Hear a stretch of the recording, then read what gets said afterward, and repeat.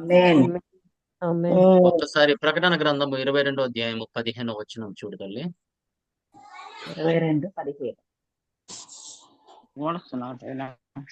పోతానా? కుక్కలను, మాంత్రికులను, వ్యభిచారులను, నరహంతకులను, విగ్రహారాధకులను, అబద్ధమును ప్రేమించి జరిగించు ప్రతి వాడును వెలుపట నొందురు. ఆమేన్. ఆమేన్. హల్లెలూయా. వీళ్ళు ఎక్కడ ఉంటారంటమ్మా? వెలుపట.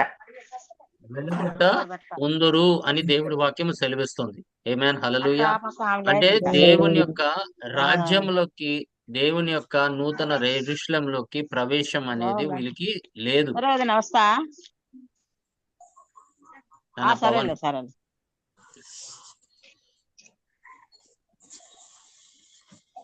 దేవుడికి మహిమ కలుగును గాక. వీళ్ళు ఇట్టి వారు ఎక్కడ ఉంటారంట?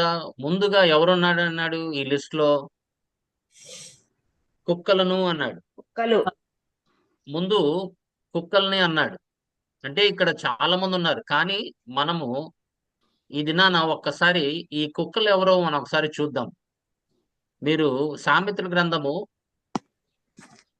26వ అధ్యాయము 11వ వచనంలో చూసినట్లయితే 26. అవును, తన మూఢతను మరలా కనపరచు మూర్ఖుడు కక్కిన దానికి తిరుగు కుక్కతో సమానుడు. ఆమేన్. హల్లెలూయా. ఏం చేస్తున్నాడంటే ఇతను మళ్ళీ ఆయన మూర్ఖత్వానికి తిరిగి మళ్ళీ అలాగే జీవిస్తున్నాడు. దేవుడు దేని నుంచి ఆయన విడిపించాడో ఆ మూర్ఖత్వం నుండి గాని, పాపము నుండి గాని ఆయన్ని విడిపించిన తర్వాత కూడా మళ్ళీ తిరిగి అదే చేస్తున్నాడంటే అంతకంటే మూర్ఖత్వం ఇంకేది ఉండదు. ఆయన కుక్కతో సమానము అంటున్నాడు. అతను కుక్కతో సమానము.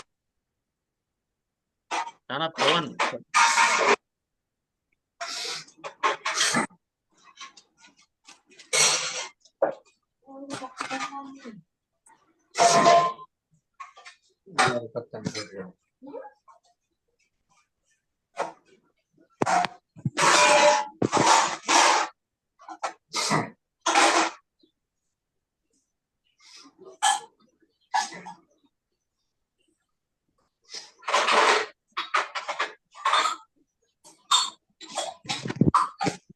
ఎవరిది?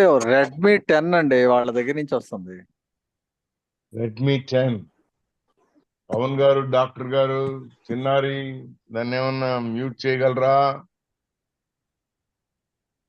మరి పూర్తి స్వేచ్ఛ ఇస్తే లాభం లేదండి. కరెక్ట్ గారు. దేవుడికి మహిమ కలుగును గాక.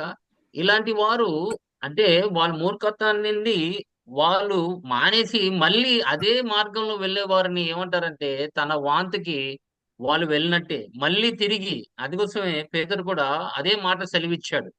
పేతురు రాసిన 2వ పత్రిక 2వ అధ్యాయము 22వ వచనం ఒకసారి చూడకు. 2వ అధ్యాయము 22. అవును. కుక్క తన వాంతికి తిరిగినట్టును కడుగబడిన పంది బురదలో దొర్లుటకు మళ్ళినట్టును అను నిజమైన సామెత చొప్పున వీరికి సంభవించెను. ఆమేన్. ఎవరికి సంభవించెను?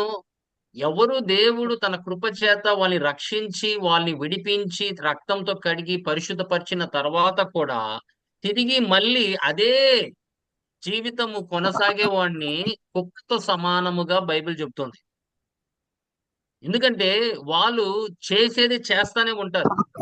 ఏది కక్కారో దాన్ని మళ్ళీ తింటం మొదలెట్టారు. ఏది విడిచిపెట్టారో మళ్ళీ దాన్ని ధరింపు చేసుకోవడానికి వాళ్ళు ప్రయత్నం చేస్తూ ఉంటారు. దేవుడు వాళ్ళకి ఇచ్చిన కనికరమని బట్టి వాళ్ళు జీవించట్లేదు. దేవుడు చూపించిన కనికరం బట్టి వాళ్ళు జీవించట్లేదు తప్ప వాళ్ళు ఇష్ట ప్రకారంగా జీవించి వాళ్ళ మూర్ఖత్వాన్ని వాళ్ళు ఏం చేస్తున్నారంటే వాళ్ళు డిస్ప్లే చేస్తున్నారు. అందుకే ఇటు వారికి వాళ్ళకి ఏంటంటే దేవుడు రక్షించబడిన వారే వీళ్ళు. రెడ్మీ 10 మ్యూట్ లో ఉండండి దయచేసి, మీకు నమస్కారం పెడతాం.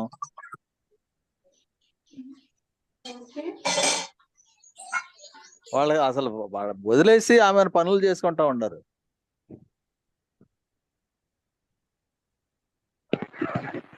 దేవుడికి మహిమ కలుగును గాక. ఇట్టి వారిని ఆయన కుక్కతో పోల్చాడు. పేదలతో పోల్చాడు, పాత నిబంధనలో కూడా కుక్కలతోనే పోల్చాడు. ఎందుకంటే ఆ పోలిన వారు వీళ్ళు ఎక్కడ ఉంటారంట? వాళ్ళు వెలుపట. వెలపటనుందురు అంటున్నాడు. ఆమేన్, హల్లెలూయా. వాళ్ళకి నూతన యెరూషలేములో ప్రవేశం అనేది లేదు. వీళ్ళు ఒకప్పుడు మారు మనసు పొందిన వారే, ఒకప్పుడు దేవుని వెంబడించిన వారే.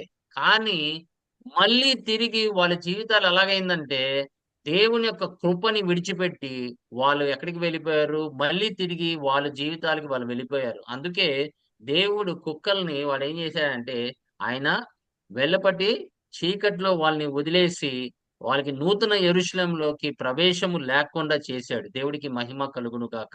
అందుకే మనకి కుక్కలను చూడంగానే బైబిల్‌లో 2 వర్గాలుగా కనపడుతూ ఉంటారు జనాలు. 2 బ్యాచెస్‌గా కనపడుతూ ఉంటారు. ఒకళ్ళేమో తిరిగి వాడి పాత జీవితానికి వెళ్ళిపోయిన వాడు.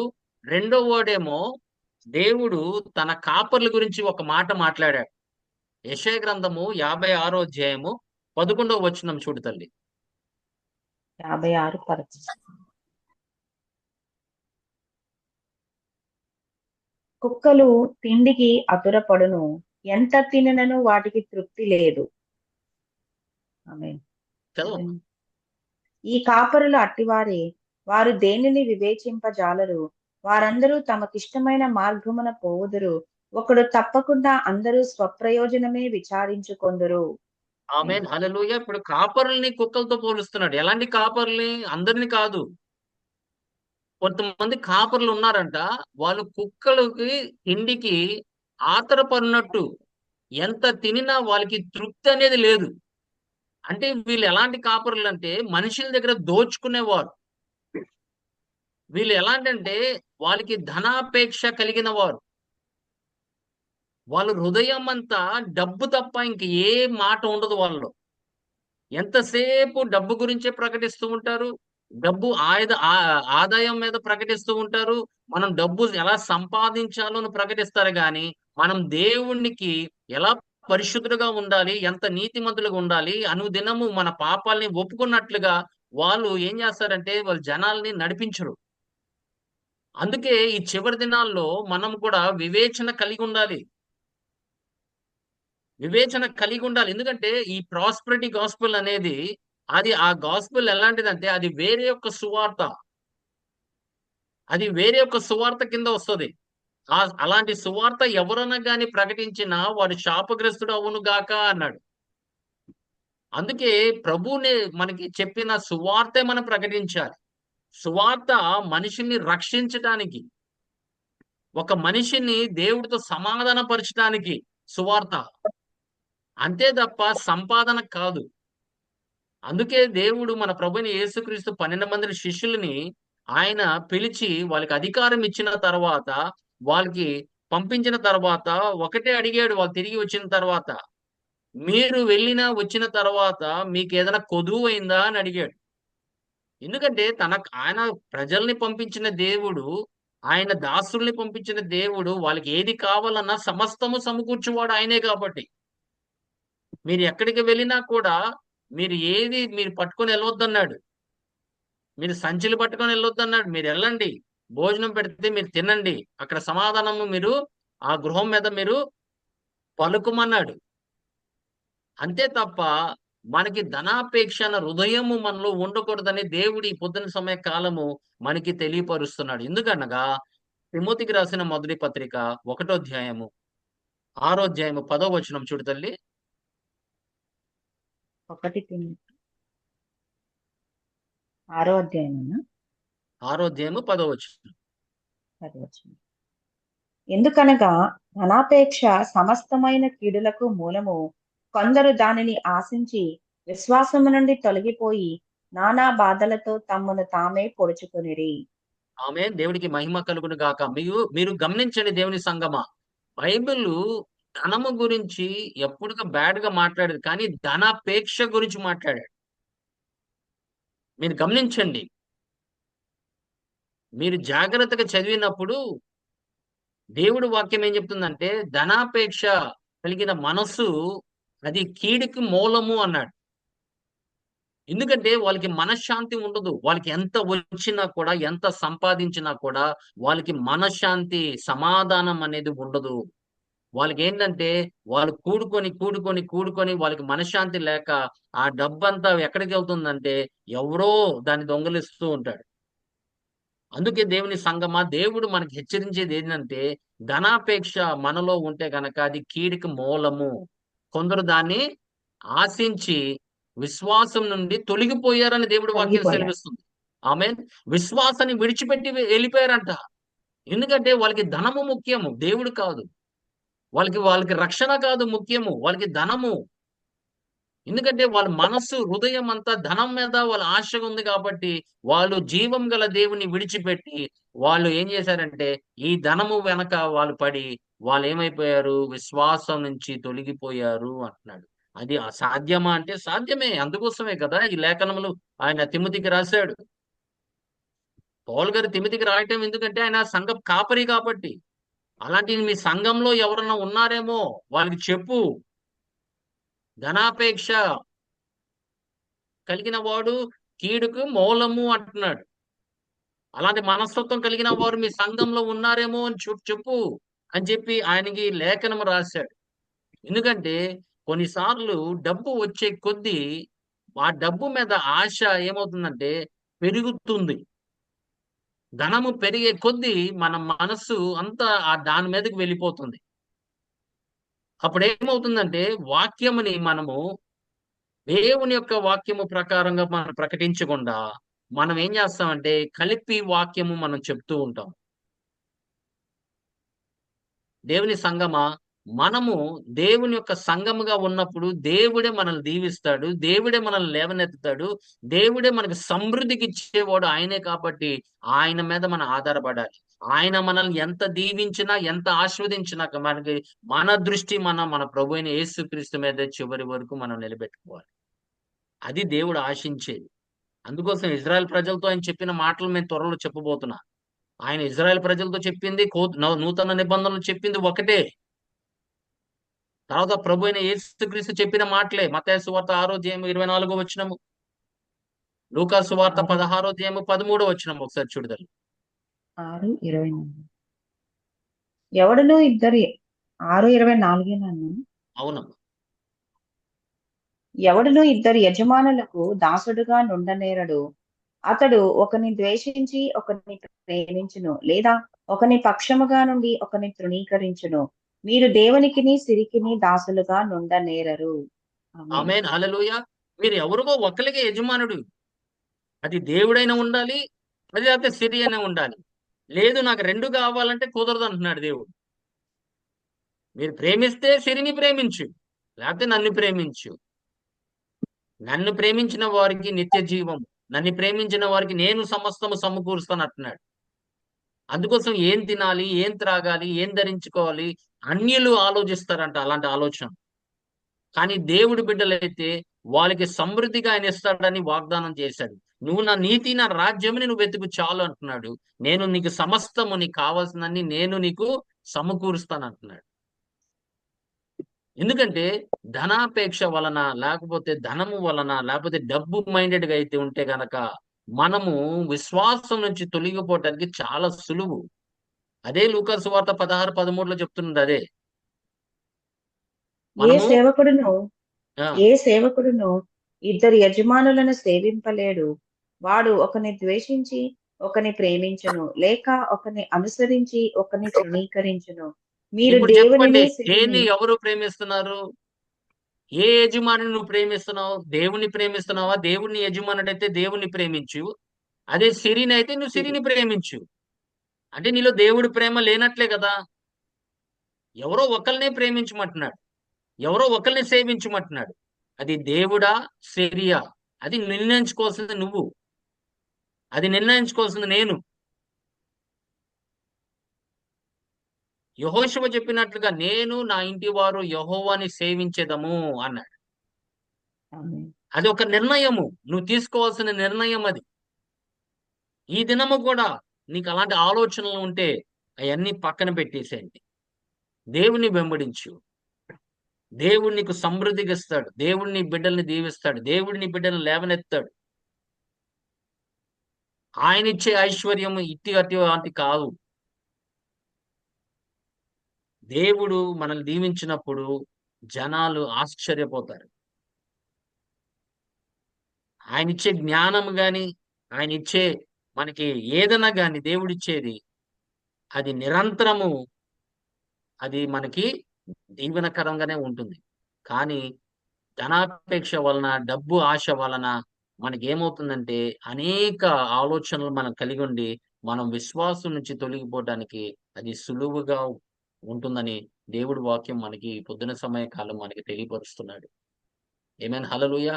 Money is a false security. Money is a false security. అది చాలా మంది అనుకుంటున్నారు. నాకు సెక్యూరిటీ డబ్బుల వలన సెక్యూరిటీ ఉంది.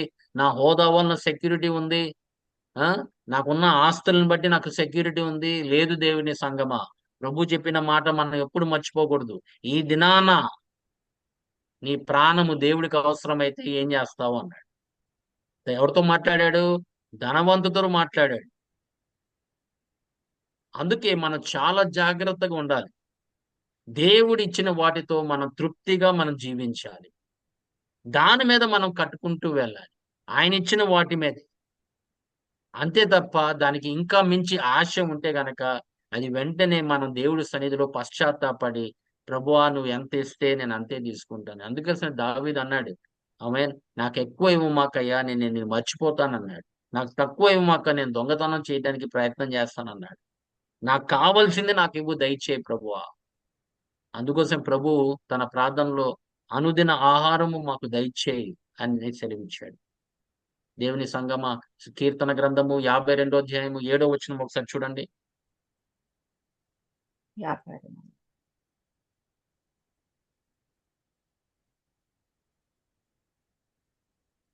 ఇదిగో దేవుని తనకు దుర్గముగా నుంచుకొనక తన ధన సమృద్ధి యందు నమ్మికయుంచి తన చేటును బలపరుచుకొనిన వాడు వీడే అని చెప్పుకొనుచు వానిని చూచి నవ్వుదురు. ఆమేన్. హల్లెలూయా. తన ధనాన్ని ఆయన ఏం చేసుకున్నాడు? ఆయనకి నమ్మికయుంచి. ఆయన బలం అనుకున్నాడు. ఆయనకి సెక్యూరిటీ అనుకున్నాడు. కానీ అట్టి వారిని చూచి దేవుడు నవ్వుతాడంట. ఉమ్. మనుషులు నవ్వుతారు. ఎందుకంటే వాళ్ళ ఆధారము, వాళ్ళ డబ్బు, వాళ్ళ ఆధారము, వాళ్ళు ఉన్న ఆస్తి, వాళ్ళకున్న ఆధారము దేవుడు కాదు. వాళ్ళకి ఏదన్నా జరిగిందనుకోండి, ప్రజలు నవ్వుతారు. అవునా, డబ్బు మీద ఆశపడ్డావు కదా, ఇప్పుడు డబ్బు ఏమైంది? చూసారా దేవుని సంగమా? బైబిల్ మనకి ఎలాంటి జాగ్రత్తలో ఉండాలో, మనం ఎంత ఆశించినా కూడా దేవుడు వాటిలో నుండి మనం ఆశించాలి తప్ప లోక వాటిని మనం ఆశించకూడదు. ఆమేన్. హల్లెలూయా. మనకి సమృద్ధిగా ఇస్తున్నాడు. మనకి ఏది కావాలన్నా సమస్తము సమకూరుస్తున్నాడు. మనల్ని ఆయన రెక్కల చేత భద్రపరుస్తున్నాడు. మనకి స్వస్థత కలిగిస్తున్నాడు. ఆయనే మనకి ఆమేన్ పరమ వైద్యుడై ఉన్నాడు. అందుకే మనం ఆయన మీద ఆధారపడాలి తప్ప మన ధనం మీద కాదు. మనము వాడిన ఆస్తుల మీద కాదు. ఒకప్పుడు అవన్నీ కరిగిపోతాయని చెప్పి సామెతల గ్రంథంలో రాయబడి ఉంది. మీరు 23:5లో చదవమ్మా ఒకసారి. సామెతల గ్రంథము 23వ అధ్యాయము 5వ వచనం.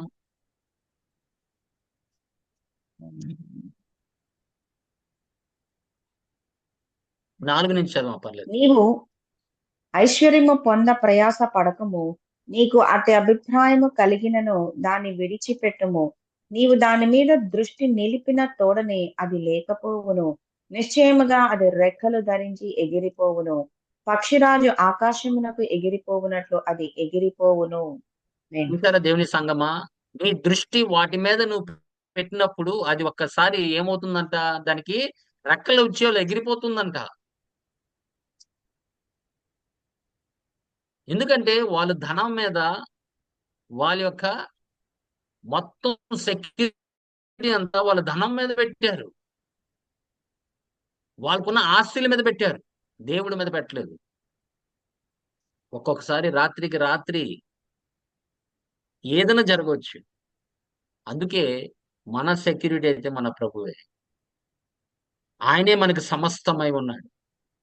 సామెతల గ్రంథము 11వ అధ్యాయం 28వ వచనం చూడగలరు. 11. ధనమును నమ్ముకొనివాడు పాడైపోవును. నీతిమంతులు చిగురాకు వలె వృద్ధి నొందుదురు.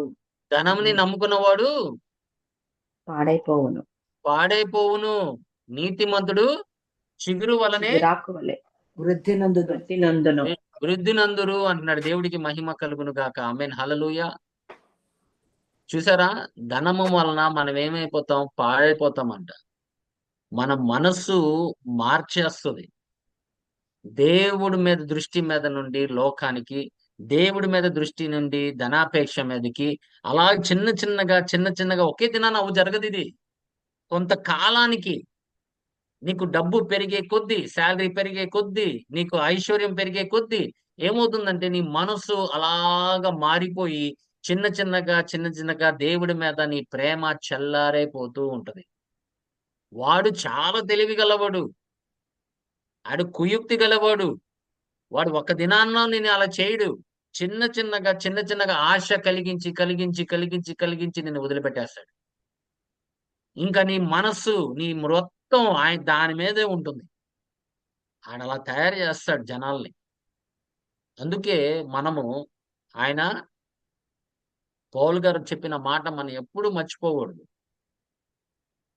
వి are not ignorant of his devices. మనం దేవుని యొక్క జ్ఞానముతో మనం ఆడి కుయుక్తులన్నిటినీ మనము గ్రహించాలి.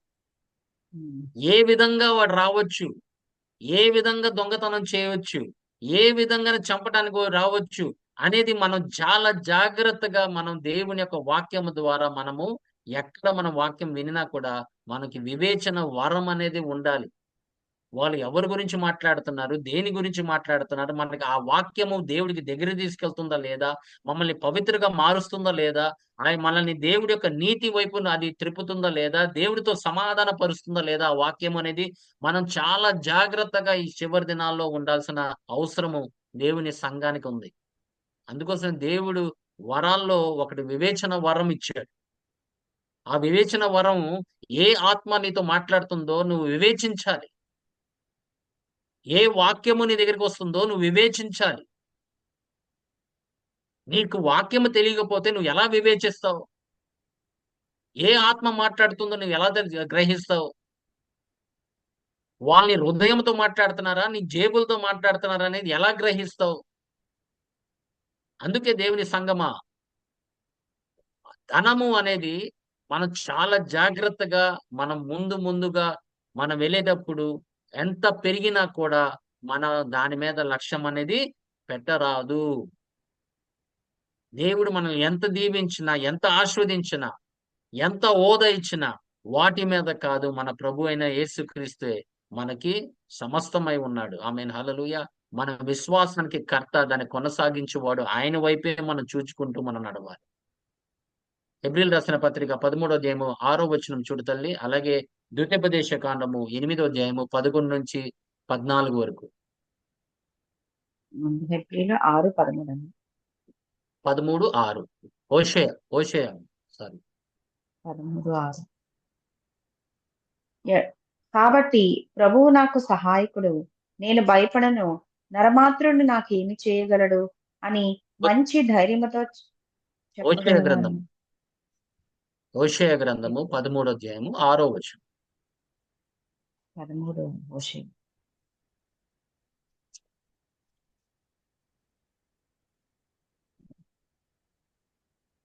తరువాత వారికి మేత దొరకక వారు తిని తృప్తి పొంది గర్వించి నన్ను మరచిరి.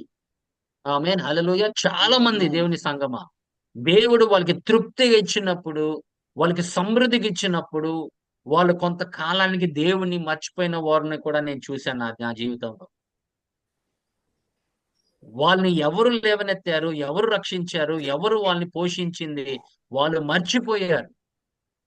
అందుకోసమే దేవుడు మళ్ళా సంఘానికి తెలియపరిచేది ఏంటంటే, ఒకవేళ నేను మీకు తృప్తికి ఇచ్చినా కూడా, మీకు సమృద్ధికి ఇచ్చినా కూడా మీరు నన్ను మర్చిపోతారు అన్నాడు. ద్వితీయోపదేశ కాండము 8వ అధ్యాయము 11 నుండి 14 వరకు చెప్తాను.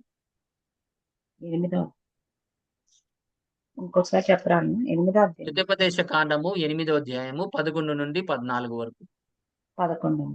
నేడు నేను నీకు ఆజ్ఞాపించు ఆయన ఆజ్ఞలను, విధులను, కట్టడలను నీవు అనుసరింపక నీ దేవుడైన యెహోవాను మరచి కడుపారా తిని మంచి ఇండ్లు కట్టించుకొని వాటిలో నివసింపగా నీ పశువులు నీ గొర్రె మేకలను వృద్ధి అయి నీకు వెండి బంగారములు విస్తరించి నీకు కలిగినదంతయు వర్ధిల్లినప్పుడు నీ మనస్సు మదించి దాసుల గృహమైన ఐగుప్తు దేశములో నుండి నిన్ను రప్పించిన నీ దేవుడైన యెహోవాను మరిచెదవేమో. తాపకరమైన చూసారా దేవుని పాములను సంగమా, తెగులును. ఎక్కడా వీళ్ళు ఉమ్, మర్చిపోతారేమో అని చెప్పేసి దేవుడు ముందు జాగ్రత్తగా చెప్తున్నాడు. ఎందుకంటే ఆయన దీవెనలు ఎలాంటివి అంటే, ఆయన అందరికంటే నిన్ను అత్యధికంగా ఆయన దీవించగలడు. ఆయన ఇస్తే మటుకు సమృద్ధికి ఇస్తాడు. ఆకాశం వాకిట్ని విప్పి నేను దాన్ని దీవిస్తానన్నాడు. కానీ ఆయన హృదయాలు ఎరిగిన దేవుడు కాబట్టి, ప్రతి హృదయం ఎరిగిన వాడు కాబట్టి, మీరు నన్ని మీరు మర్చిపోతారు. మీరు ఇల్లు కట్టినప్పుడు, మీకు సమృద్ధికి వచ్చినప్పుడు మీ తలంపులు మారిపోతాయి అని చెప్పి ముందే చెప్పాడు. ముందు జాగ్రత్తగానే వాళ్ళకి చెప్పాడు. అందుకోసమే మీరు దావీదుని తీసుకోండి దేవుని సంగమా. దావీదుని ఎంత దేవుడు హెచ్చించినా, దావీదుని ఎంత దేవుడు దీవించినా, దావీదు మటుకు వాటి మీద ఆయన లక్ష్యం పెట్టకుండా దేవుడి మీద ఆయన లక్ష్యం పెట్టాడు. ఆయన విజయాలన్నీ దేవుడే ఇచ్చాడు కాబట్టి దేవునికే ఆయన మహిమపరిచాడు. ఆమేన్, హల్లెలూయా. ఎన్ని యుద్ధాలు ఆయన ఎదిరించాడు, దేవుడు ఆయనకి తోడై ఉన్నాడు. దేవుడు ఆయనని సమృద్ధిగా ఇచ్చాడు. ఆయన దేవుడు దీవించినట్లుగా ఎవరిని అలా దీవించలేదు. అయినా కూడా తన మనస్సు, తన హృదయము ఎప్పుడు దేవుణ్ణే వెంబడించేది. దేవుడు హృదయము కలిగిన వాడు. దేవుడు ఎంత దీవించినా కూడా దేవుని మట్టుకు ఆయన ఎప్పుడు మర్చిపోలేదు. దేవుని ఎప్పుడు స్తుతించేవాడుగా ఉన్నాడు, ఆరాధించేవాడుగా ఉన్నాడు. దేవుని చివరి వరకు ఆయన వెంబడించేవాడు. అందుకోసమే ప్రతి రాజుతో, అది ఇజ్రాయెల్ రాజుతో మాట్లాడినా లేకపోతే యూదా రాజులతో మాట్లాడినా దావీదు గురించి దేవుడు చెప్తూ ఉండేవాడు. మీ తండ్రి అయిన దావీదు నడిచినట్లుగా మీరు నడవట్లేదు. ఎందుకంటే దేవుడు మనకి ఎంత సమృద్ధికి ఇచ్చినా, ఎంత దీవించిన దేవుని సంగమా, మనం మటుకు మన ప్రభు చేసిన కార్యము మేలుని ఎప్పుడు మర్చిపోకూడదని దేవుడి వాక్యం సెలవిస్తుంది. 103వ కీర్తనలో కూడా అదే చెప్తున్నాడు. ఆమేన్. ఆయన చేసిన మేలుని ఎప్పుడు మరువకమా అంటున్నాడు. ఎందుకంటే కొంతమందికి అది ఆ ధనాపేక్ష అనేది కలిగినప్పుడు, వాళ్ళకి ఐశ్వర్యం వచ్చినప్పుడు, వేరే విధంగా దేవుడు దీవించినప్పుడు చిన్న చిన్నగా వాళ్ళు దేవుడిని మర్చిపోవటం మొదలెడతారు. అఫ్ కోర్స్ దేవుడు మళ్ళీ ఎలా వాళ్ళని తీసుకురావాలో ఆయనకి తెలుసు అనుకోండి. కానీ మనమైతే అలాంటి మనస్తత్వం కలగకుండా మనము దేవుణ్ణి వెంబడించే వారుగా ఉండాలి. ఎందుకంటే దేవుడు ఏం చేసినా ఆయన ఒక గొప్ప ఏది ఆ వాగ్దానం చేసింది. ఫిలిప్పీయులకు రాసిన పత్రిక 4వ అధ్యాయము 19వ వచనం, ఎప్పుడు మరవకమండి, ఎప్పుడు మర్చిపోమాకండి ఈ ప్రామిస్ ని. ఫిలిప్పీయులు 4:19. 4:19. కాగా దేవుడు తన ఐశ్వర్యము చొప్పున క్రీస్తు యేసునందు మహిమలో నీ ప్రతి అవసరమును తీర్చును. ఆమె ఆమేన్. నీ ప్రతి అవసరముని ఆయన తీరుస్తాడు. కాకపోతే ఏంటంటే, ప్రభువా నీ దేవుడి సన్నిధికి వెళ్ళి, ప్రభువా నాకు ఇది అవసరమై ఉన్నది, నాకు ఇది సమకూర్చు అన్నప్పుడు ఆయన మహిమ కలిగిన ఐశ్వర్యం క్రీస్తు ద్వారా నీకు అనుగ్రహిస్తాడు. దేవుడికి మహిమ కలుగును గాక. నీకు కావాల్సిన ప్రతిదీ మోకరించి ప్రార్థన చేసి ఆయన సన్నిధిలో ఆయన వెతికి, అయా ప్రభువా అది నీ ప్రార్థన రూపంగా మార్చు, నీ అవసరతని ప్రార్థన రూపంగా మార్చు. దేవుని అడుగు, నీకు సమృద్ధిగా ఇస్తాడు. నీకు కావాల్సింది ఇస్తాడు. ఈ భూమి మీద నీకు కావాల్సింది. అంతేగాని దేవుడు మనకిచ్చినప్పుడు మనం దీవెనకరంగా ఉండాలని ఆయన కోరుచున్నాడు. దేవుడు మనల్ని ఎక్కడ నిలబెట్టినా కూడా మనం ఇచ్చేవారుగా ఉండాలి, కానీ పుచ్చుకునేవారుగా మనం ఉండకూడదు. 10 మందికి మనం దీవెనకరంగా ఉండాలి. అట్టి విధంగా ఆయన దీవెనల్ని మనం అలా పంచాలి. ఆయన మనల్ని దీవించినప్పుడు మనం ఏ స్థితిలోంచి ఆయన తీసుకొచ్చాడో ఆ స్థితిలో కొంతమంది ఉంటారు. అలాంటి వారిని మనం మర్చిపోకూడదు. అలాగే సంఘంలో అనేక మంది, అందుకోసమే పేదవాళ్ళు మీతో ఎప్పుడు ఉంటారని చెప్పాడు దేవుడు. The poor you will always have అన్నాడు. ఎందుకంటే మన చుట్టుపక్కల ఆయన ప్రేమని పంచేవారుగా, ఆయన వెలుగుగా మనం ప్రకాశింపు చేయాలంటే మనం దీవెనకరంగా ఉండాలి. ఆయన ఇచ్చిన దీవెనలతోనే మనం దీవెనకరంగా ఉండాలి. ఆయన మనకి ఏమి ఇచ్చాడో మనం తిరిగి ఆయన రాజ్యంలోకి మనం ఇన్వెస్ట్ చేయాలి తప్ప మనము ఈ లోకం మీద ఖర్చు పెట్టడానికి వీలు లేదు. దేవుని సంగమా, దేవుడు మనల్ని దీవెనకరంగా సామెతల గ్రంథం చూడమ్మా 19వ అధ్యాయము 17వ వచనము. 19వ అధ్యాయం 17. బీదలను కనికరించువాడు యెహోవాకు అప్పిచ్చువాడు, వాని ఉపకారమునకు ఆయన ప్రత్యుపకారం చేయును. ఆమేన్. ఆమేన్, హల్లెలూయా. పేదలకి కనికరించువాడు యెహోవాకు అప్పిచ్చేవాడు అంట. దేవుడికి మహిమ కలుగును గాక. గమనించండి, నువ్వు పేదవాడిని ఆయన నువ్వు ఆయన ఉన్న దాంట్లో నుంచి నువ్వు తీసుకొని ఆయనకి ఇస్తే గనక సంఘంలో అనేక మంది ఉన్నారు, సంఘ కాపరులు ఉన్నారు, అలాంటి వారు వాళ్ళకి ఇచ్చినప్పుడు వాళ్ళు ఏం చేస్తారంటే నువ్వు ఆయనకి ఇస్తున్నావు కాబట్టి వాళ్ళు ప్రార్థన చేసినప్పుడు వాళ్ళు ప్రార్థన ఆలకించబడుతుంది. అయ్యా నన్ను దీవించిన వాడిని మీరు దీవించండి.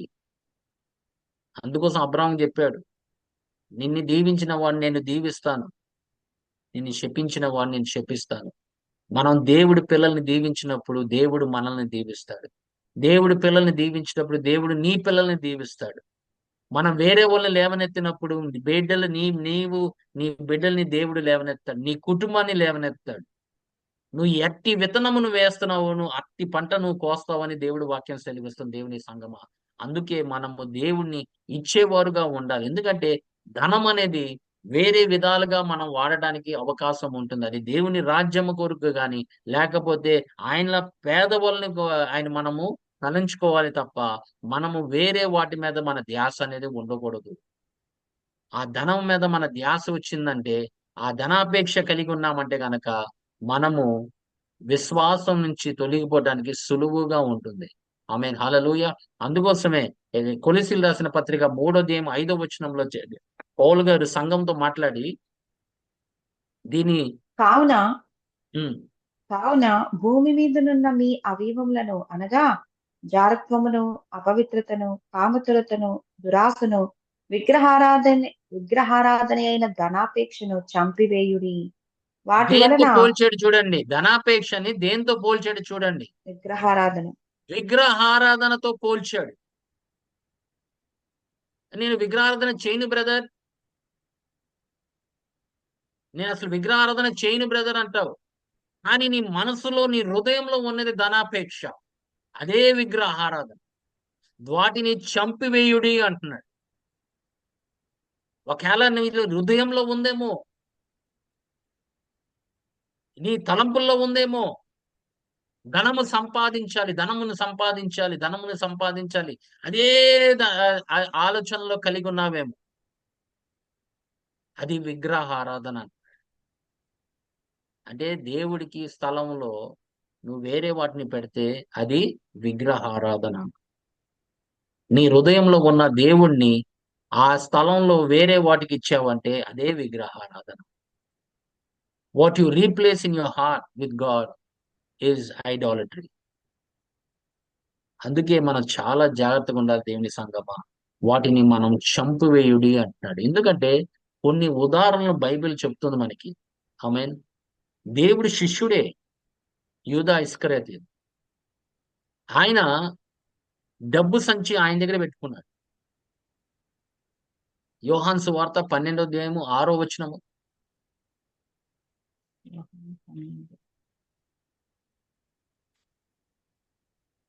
వాడిలాగు చెప్పినది, బీదల మీద ఈ అత్తరెందుకు 300 దేనారములకు అమ్మి బీదలకు ఇయ్యలేదనను. వాడిలాగు చెప్పినది బీదల మీద శ్రద్ధ కలిగి కాదు కాని వాడు దొంగయే ఉండి తన దగ్గర డబ్బు సంచి ఉండినందున అందులో వేయబడినది దొంగిలించుచూ వచ్చెను కనుక అలాగు చెప్పెను.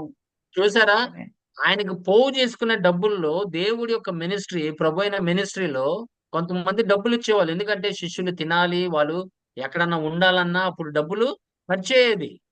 వాళ్ళు ఇచ్చేవారు, మినిస్ట్రీకి ఇచ్చేవారు. వాటిలో నుంచి ఆయన దొంగతనం చేశాడు. ఆ దొంగతనానికి దేనికి దారి తీసిందంటే, కానీ ఆయన ప్రభు యేసుక్రీస్తుని 30 వెండి నాణెములు దానిములతో ఆయన ఏం చేశాడు? అమ్మి వేశాడని దేవుడి వాక్యం సెలవిస్తుంది. ఈ betrayed God because of 30 silver because ఈ గాట్ యూస్ టు రాబరీ. డబ్బుకు అలవాటు పడినవాడు, డబ్బు సంచి కలిగిన వాడు చిన్న చిన్నగా ఆయన హృదయము మారిపోయి చివరికి ప్రభు అయిన యేసుక్రీస్తుని కూడా ఆయన అమ్మివేశాడు. ఏం చేశాడు? అమ్మేశాడు. అమ్మేశాడు. మిత్రద్రోహి. ఏమన్ ప్రభు ఆయన్ని మిత్రుడు అని పిలిచాడు. డబ్బు వలన చూసా, డబ్బు ఎంత దూరం తీసుకెళ్తుందో ఒక మనిషిని, ఒక మనిషి మనసుని ఎలా మారుస్తుందో చూసారా? ఒక మనిషి ఆలోచన విధానం ఎలా మారుస్తుంది చూసారా? అందుకే దేవుని సంగమా, దేవుడు ఎప్పుడన్నా గాని ఈ డబ్బు విషయం గాని, ధనము గాని, ధనాపేక్ష గురించి ఎందుకు మాట్లాడుతూ ఉంటాడంటే, వాళ్ళు విశ్వాసం నుంచి పడిపోవడానికి అవకాశం ఉంటుంది. అందుకోసం జాగ్రత్తగా ఉండండి. మీకు ఎంత పెరిగినా, ఎంత దేవుడు దీవించినా మటుకు నీ దృష్టి నీ ప్రభువైన యేసుక్రీస్తు మీదే ఉండాలి. ఇవాళ ఉంటుంది, రేపు పోతుంది. మీరు చూశారు, మొన్న ఫ్లడ్స్ చూశారు, విజయవాడలో వచ్చిన ఎంతమంది ఆస్తులు పోగొట్టుకున్నారు. ఆ రాత్రికి రాత్రి గేట్లు ఓపెన్ చేశారు. ఆ రాత్రికి రాత్రి ఎంత పోగొట్టుకున్నారో, ఏడుస్తున్నారు, బాధపడుతున్నారు. ఆ అది రెక్కలు వచ్చి ఎగిరిపోతాయని చెప్పట్ల బైబిల్. ఆ. కార్లు ఎన్ని పోయినాయి, మునిగిపోయినాయి, కార్లన్నీ మునిగిపోయినాయి. కొన వేలాది కార్లు మునిగిపోయినాయి. ఒక షోరూమ్ అయితే సింగనగర్ లో మొత్తం మునిగిపోయింది. దేవుని సంగమా, దేవుడు మాటలు భూమి ఆకాశము గతిస్తుంది కానీ నా వాక్కు గతించదన్నాడు. ఆమేన్, హల్లెలూయా. అలాగే అననీయ సఫీరా వాళ్ళు స్థలాల్ని అమ్ముకున్నారు. కానీ వాళ్ళ హృదయం ఎలా ఉందంటే ధనాపేక్ష కలిగిన వారు, ఇవ్వాలని అనుకున్నారు. కానీ సత్యము మాట్లాడండి, ఇది మేము అమ్మామయ్యా, కొంత భాగమే మేము ఉంచుకున్నామంటే పేతురు ఏదైనా అంటాడా? లేకపోతే దేవుడు ఏదైనా అంటాడా? మేము అమ్మిన దాంట్లో ఇదే అని చెప్పి వాళ్ళు అబద్ధం ఆడాడు. మీన్ మేము అమ్మిన వాటిలో తీసుకొచ్చి మీకు ఇస్తున్నాం అన్నాడు. అంటే దేవుడికి తెలియదా ఎవరు ఎలాంటి మనస్తత్వంతో ఇస్తున్నారో? తెలియదా? సంఘంలో ఇచ్చేటప్పుడు కూడా మా దేవుడు ఏ మనస్తత్వంతో ఇస్తున్నావో తెలియదా? ఆయన చూడట్లేదా? ఆయన ఆలయం దగ్గర కూర్చున్నప్పుడు ఒక విధవరాలు, పేదమా, అందరు ధనవంతులు అందరూ వాళ్ళు ఉండిలో వేస్తున్నారు. కానీ ఈ స్త్రీ అయితే ఆమెకు ఉన్న దాంట్లో ఏమేన్ ఆమె ఉన్న దాంట్లో ఆమె ఇచ్చిందంట. ఏమేన్, హల్లెలూయా. అట్టి వారి కోసం దేవుడు చూస్తున్నాడు. ఈ దినాన ఆలయంలో ఆయన కూడా కూర్చొని చూస్తున్నాడు. నువ్వు ఇచ్చే విధానము. బలాముని తీసుకోండి, ఆయన ప్రవక్త, ఆయన ప్రవచనలు ఇప్పటికీ నెరవేర్చబడుతుంది. మన ప్రభు అయిన యేసుక్రీస్తు గురించి ప్రవచన చెప్పాడు.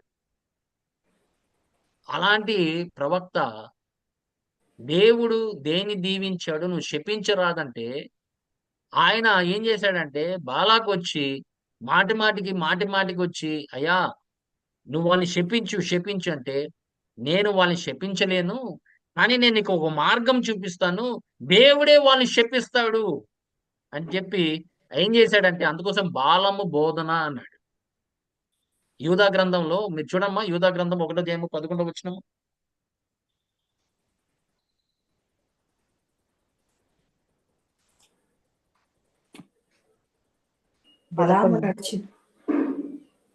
ఎన్నో వచనం అన్న?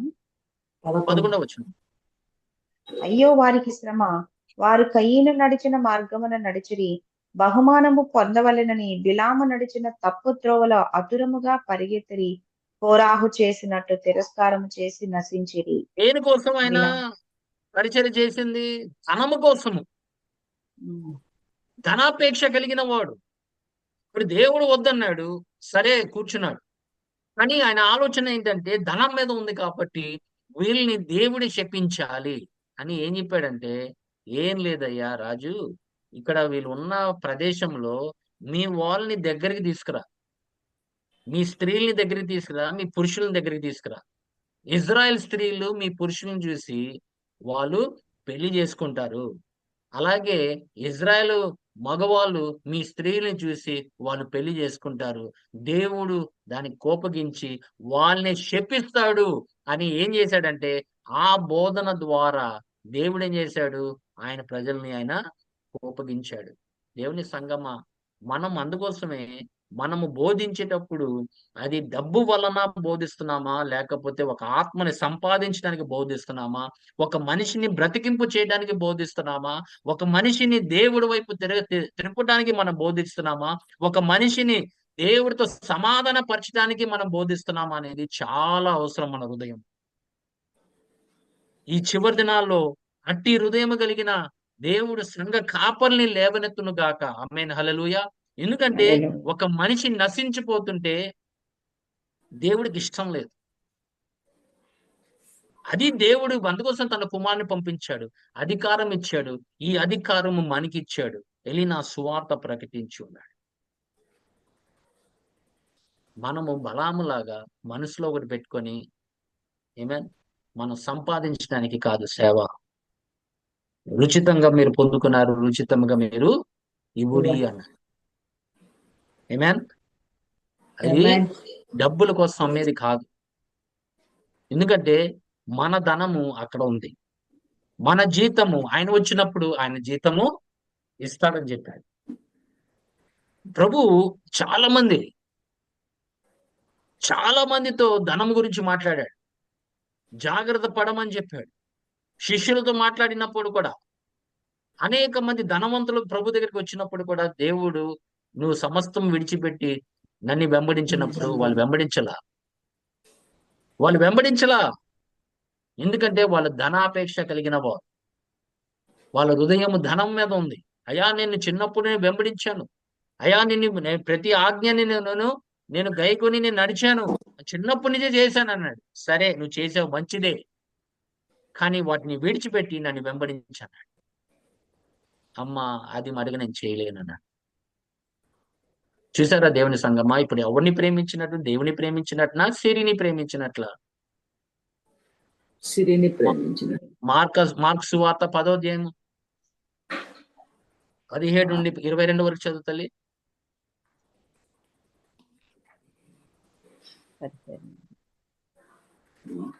ఆయన బయలుదేరి మార్గమున పోవుచుండగా ఒకడు పరుగెత్తుకుని వచ్చి తన ఎదుట మోకాళ్ళుని, సద్బోధకుడా, నిత్య జీవమునకు వారసుడు నగుటకు నేనేమి చేయుదనని ఆయన అడిగెను.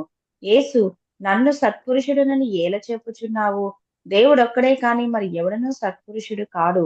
నరహత్య చేయవద్దు, వ్యభిచరింపవద్దు, దొంగిలవద్దు, అబద్ధ సాక్ష్యము పలుకవద్దు, మోసపుచ్చవద్దు, నీ తల్లిదండ్రులను సన్మానింపుము అను ఆజ్ఞలు నీకు తెలియను కదా అని అతనితో చెప్పెను.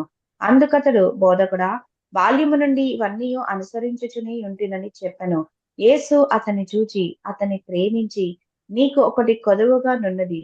నీవు వెళ్ళి నీకు కలిగినవన్నీ అమ్మి బీదలకిమ్ము, పరలోకమందు నీకు ధనము కలుగును.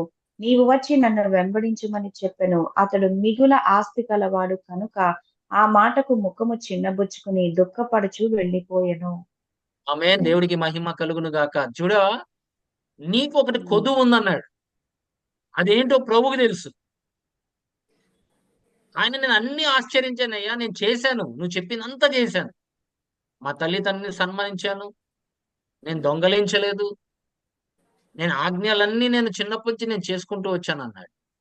కానీ నీకు ఒకటి కొదువు ఉందన్నాడు. నీకు ఉన్న దాంట్లో అమ్మేసి పేదవాడికి ఇమ్మన్నాడు.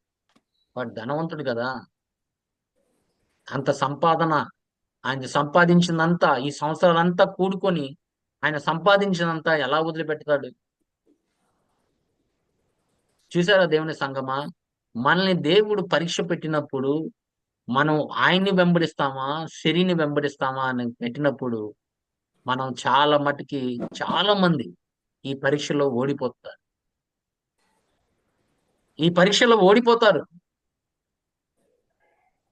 నువ్వు నన్ను వెంబడిస్తావా, శరీని వెంబడిస్తావా అన్నప్పుడు చాలా మంది శరీనే వెంబడిస్తారు. వాళ్ళు బయటికి చెప్పకపోవచ్చేమో కానీ వాళ్ళ హృదయాల్లో మటుకు ధనం అనేది, ధనాపేక్ష అనేది వాళ్ళకి సిరిని వెంబడించేవారుగా ఉంటున్నారు. అది విగ్రహ ఆరాధన. వాటిని చంపివేయుడి అని పౌలు గారు చెప్పాడు. అందుకోసమే పౌలుతో ఉన్న ఒక శిష్యుడు కూడా దేమాస్ అని, తిమోతికి రాసిన రెండో పత్రిక 4వ అధ్యాయము 10వ వచనం చూడండి. దేమ ఇహలోకమును స్నేహించి నన్ను విడిచి తెస్సలోనికకు వెళ్ళెను. క్రెస్కే, గలతీయకు, తీతు, దల్మియకు వెళ్ళిరి. ఫిలిప్పీలు రాసిన పత్రిక, ఫిలోమెన్ రాసిన పత్రిక 1వ అధ్యాయము 24వ వచనం.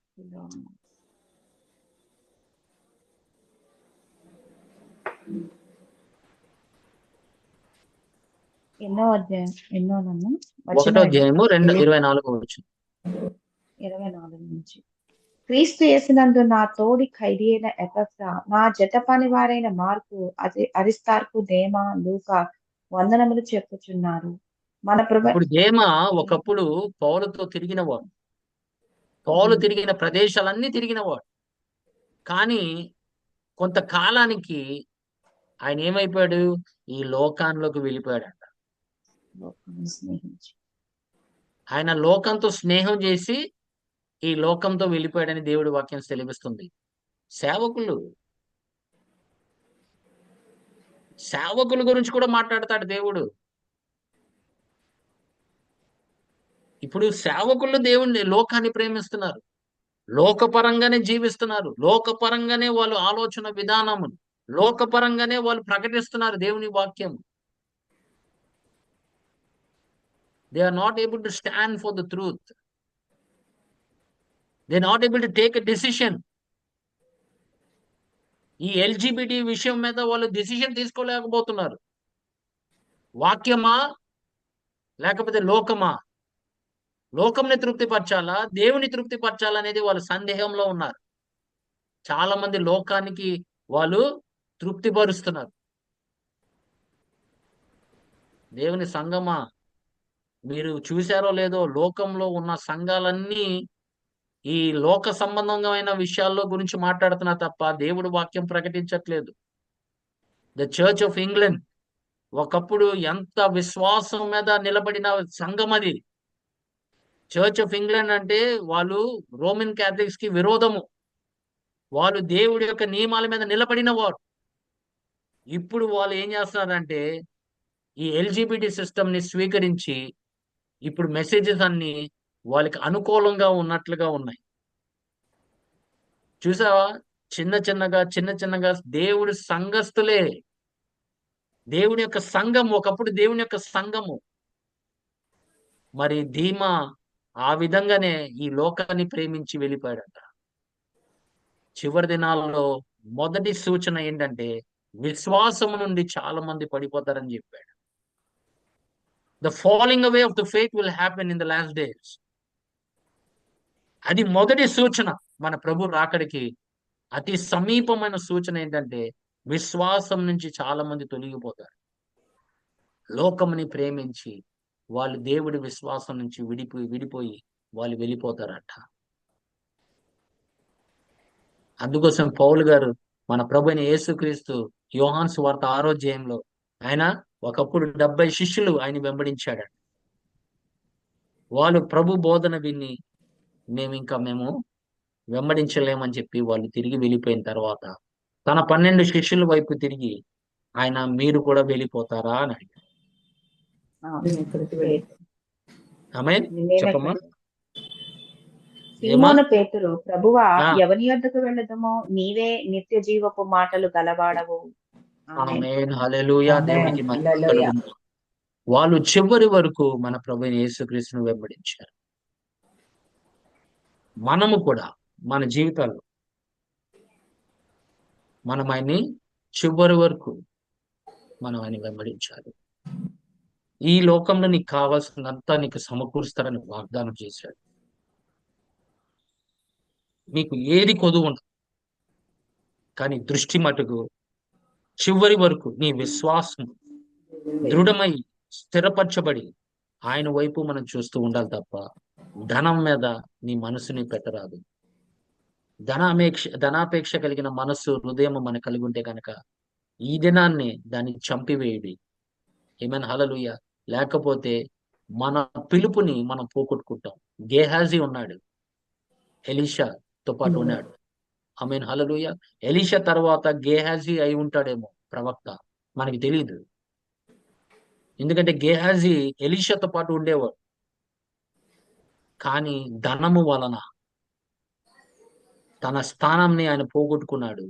ధనం వలన ఆయనకి కుష్టి వచ్చేసిందని దేవుడి వాక్యం చెప్తుంది.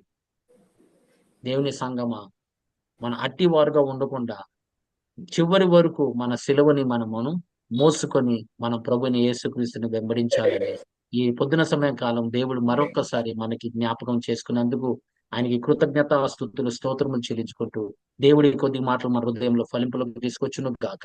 ఆమేన్. ఆమేన్.